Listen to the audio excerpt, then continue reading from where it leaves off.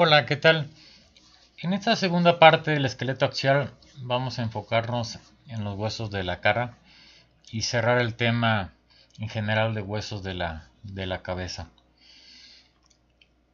Como habíamos mencionado, el esqueleto axial, lo que corresponde a huesos de la cara, son 14. De estos 14 tenemos los huesos nasales que forman el puente de la nariz, los maxilares, que son los maxilares superiores, que forman también la mayor parte del paladar duro dentro de la cavidad oral y separan también la cavidad nasal de la cavidad oral.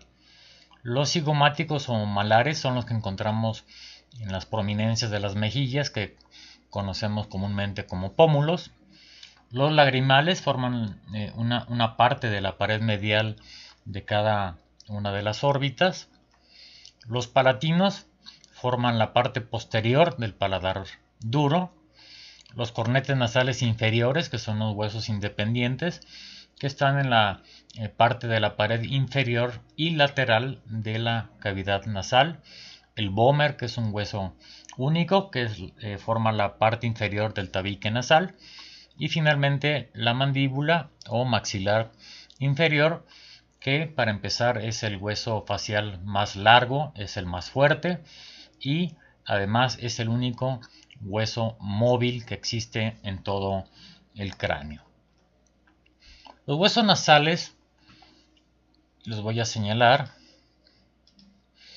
Los huesos nasales se unen en la línea media para formar el puente de la nariz y gracias a ellos podemos descansar ahí nuestras gafas o lentes. Se les ha llamado también huesos propios de la nariz.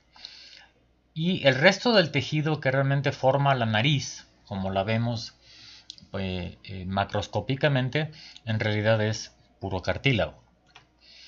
Los maxilares superiores, aquí en amarillo, forman también parte del piso de las órbitas, las paredes laterales y el piso de la cavidad nasal, y veremos en una otra proyección que forman la parte anterior del paladar duro. ¿Qué podemos encontrar aquí en los maxilares? Va a haber unos huecos llamados senos maxilares, que son parte del grupo de los senos llamados paranasales. Va a haber unas pequeñas cavidades llamadas alvéolos, alvéolos dentarios, que son para recibir a las piezas dentales. Va a tener también una pequeña apófisis llamada apófisis palatina. Y finalmente tenemos el agujero o foramen infraorbitario. Aquí en la siguiente lo vemos, pero una vista inferior. Aquí está la apófisis palatina, que forma la mayor parte del paladar duro, que estaba pendiente de señalizar de la lámina anterior porque obviamente no es posible visualizarla. Los cigomáticos, también denominados huesos malares, aquí está en color rosa, que les decía que forman parte de los pómulos, estas prominencias que están a los lados de la cara, pero también forman la pared lateral y el piso de las órbitas, y que tienen una extensión que se llama apófisis temporal, que precisamente se unirá al hueso temporal para formar el arco cigomático. Y también tiene un pequeño orificio denominado orificio o foramen cigomático facial. Aquí podemos ver a los lagrimales, que son pequeñitos, como si fuera una uña. Son los huesos más pequeños de la cara. Y estos lagrimales presentan un surco que alberga el saco lagrimal, que es el que conduce a la cavidad nasal, aquel que cuando nos ponemos gotas en los ojos, luego los traemos el sabor en la boca porque ha pasado de los ojos hacia la cavidad nasal, y por supuesto y ahí podemos oler la sustancia e incluso hasta probarla, ¿no? Y que nos saben feas las gotas. Los palatinos tienen una forma de L con una lámina horizontal que forman la parte posterior del paladar duro. También forman parte del piso y la pared lateral de la propia cavidad nasal, y de hecho de la lámina vertical va a llegar hasta el piso de la órbita. Aquí podemos ver todos los huesos de la órbita y alcanza a llegar parte de lo que es la lámina vertical del palatino a formar también la órbita. Los cornetes nasales inferiores en forma de concha, ya habíamos hablado de ellos, son independientes. Los medios y los superiores son del etmoides, pero aquí están estos dos. Y ya comentamos el uso, la utilidad de estos cornetes que forman o generan una turbulencia cuando respiramos y el aire se calienta, se humecta y se filtra para que no entre de esa manera directa hacia la vía respiratoria. Entonces son los cornetes nasales o conchas nasales inferiores. Aquí los podemos ver. Estos son los del etmoides, pero en la parte de abajo están los cornetes nasales inferiores junto con los cornetes que son parte del etmoides, ayudar a estas propiedades que comenté para que el aire entre mejor a la vía respiratoria. El vómer es un hueso único, se ubica en el piso de la cavidad nasal, forma de hecho la parte inferior del tabique, la parte media en realidad es puro cartílago y arriba estará participando el etmoides. Aquí tenemos el vómer visto desde la parte de abajo en esta vista inferior y es un hueso único aquí en color morado. En caso de la mandíbula o maxilar, es el más largo, ya dijimos, es el más fuerte, es el único que tiene movilidad y tiene varias partes. Para empezar, este es el cuerpo, termina aquí en sus ángulos, tiene ramas, esta es la rama mandibular, termina aquí arriba en una escotadura mandibular. La de adelante es una apófisis llamada coronoides, la de atrás es una apófisis condilar, es un cóndilo para su articulación con el temporal, y también contiene orificios o apófisis alveolares para recibir a las piezas dentales. En el caso de orificios son dos muy prominentes, uno que es este, que es el mentoniano, que está en la parte por fuera, y este que está por dentro, que es el foramen mandibular. Por ahí entran varios de los nervios que van a inervar lo que sería la mandíbula, y por esa zona lo ubican la gente que está especializada en odontología, ubica un poco ahí con una pequeña espinita que se llama la espina de Spix, donde colocar el anestésico para poder adormecer. Aquí vemos a la mandíbula insertada, aquí formando la articulación temporomandibular. Entonces, esta es la integración de todos los huesos de la cara.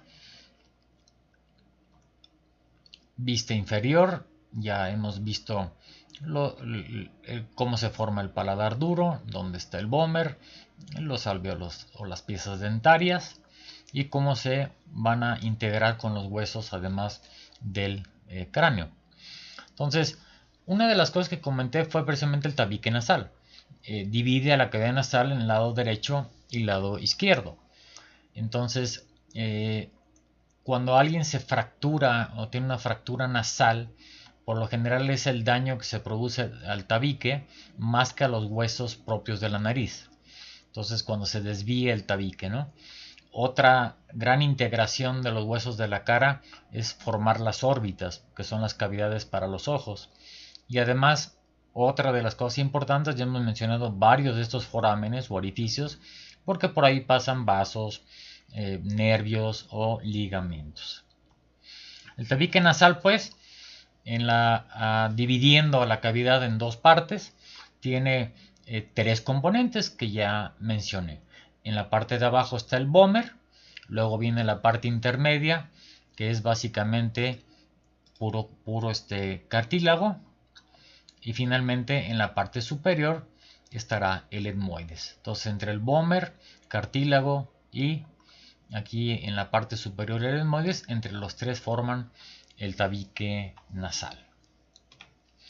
Las órbitas, de hecho, están formadas por 7 huesos: el frontal, el esfenoides, etmoides, palatino, cigomático, lagrimal y maxilar superior. Y todos se van a integrar en la órbita para formar 4 regiones: una pared superior, una pared inferior y 2 paredes laterales. Y contiene varios orificios que pueden verse aquí en el dibujo: un agujero óptico para el nervio óptico, una fisura orbitaria, un foramen superior e inferior suborbitarios y el surco lagrimal que ya habíamos comentado. Aquí está otro acercamiento de una órbita, donde puede verse toda la integración de todos estos huesos para dar soporte pues al globo ocular, al ojo, y que de hecho es posible que por un traumatismo directo en el ojo haya una fractura de huesos de la órbita y esto provoque que se pueda pinzar hasta el nervio óptico o causar problemas de la vista, porque se puede descender o puede hundirse un poco el ojo y esto provocará alteraciones de la visión. Estos son todos los forámenes que encontramos a nivel de la cabeza para poder integrar todo: el carotidio, el hipogloso, el infraorbitario, el yugular, el lacerum o lacerado, el magno, que ya sabemos que es del occipital, el mandibular ahí en la rama de la mandíbula, el mastoide, el mentoniano en el maxilar inferior, el olfatorio, que son los pequeños canales en la placa cribiforme del etmoides, el óptico, el oval, que está en el hueso esfenoides, redondo también redondos en el esfenoides, el estilo mastoideo y el supraorbitario arriba de la órbita, que es muy evidente. Entonces son varios de los forámenes que encontramos a nivel del cráneo, a manera de una integración. Y este cráneo, precisamente, sus rasgos únicos son que tiene suturas, que son articulaciones inmóviles, tiene los senos paranasales, que dijimos que son cavidades dentro del hueso, tanto del cráneo como de la cara, que tiene un revestimiento de membrana mucosa que produce secreciones y que nos ayuda como una caja de resonancia y para intensificar y prolongar los sonidos que hacemos. Además, vale mencionar que existen las fontanelas. Las fontanelas es lo que básicamente se conoce como la mollera, aunque en realidad son varias molleras. Son zonas de tejido que aún no se han osificado y al nacer estos espacios blandos están uniendo los huesos del cráneo y que después van a ser reemplazados por hueso y van a terminar siendo suturas. En el feto obviamente permite un poco el amoldamiento o un cambio de tamaño en la cabeza del producto cuando pasa a través del canal del parto, y para eso son útiles. De las suturas, aunque ya las hemos mencionado, vale la pena recordarlas. Les voy aquí a señalizar. La sutura coronal, que une al frontal con los parietales. Aquí no se alcanza a ver la sagital, que es la que une ambos parietales en la parte superior. La lambdoidea, que se alcanza a ver una parte aquí, veremos en otra de las láminas. Y la sutura escamosa. Estas son articulaciones inmóviles. Aquí se pueden ver mejor. Aquí está la lambdoidea. Aquí está la sagital. Y mencionábamos que estos pequeños huesecitos, que son los huesos suturales o bormianos, que hemos comentado en alguna otra ocasión, que aquí voy a presentar en esta lámina. Por ejemplo, aquí hay aparentemente 1, 2, 3 o casi 4. En algunos cráneos habrá 1, habrá 2. En fin, o sea, esto es como un rompecabezas. Esto en algún momento era una fontanela o era una zona blanda y después se calcificó. Los senos paranasales en general, de hecho, todos se clasifican bajo este término, pero incluye al frontal, el esfenoidal, el etmoidal y los maxilares. Viéndolos aquí proyectados a la superficie, tenemos los senos frontales, los senos maxilares, el seno o los senos etmoidales, y más atrás de los etmoidales estará el seno esfenoidal. Es una proyección de cómo se verían, obviamente, de manera profunda dentro del hueso. Son cavidades dentro de los huesos. Hablábamos pues de las fontanelas, que les decía que en realidad son varias. La más conocida, la fontanela anterior, la que comúnmente denominamos coloquialmente como la mollera, ¿no? Que es tejido, es cartílago o tejido mesenquimatoso, dispuesto en láminas que parecen membranas, y en realidad son 6. O sea, hay una anterior, aquí hay una fontanela posterior, hay una anterolateral, del otro lado obviamente también, y hay una posterolateral.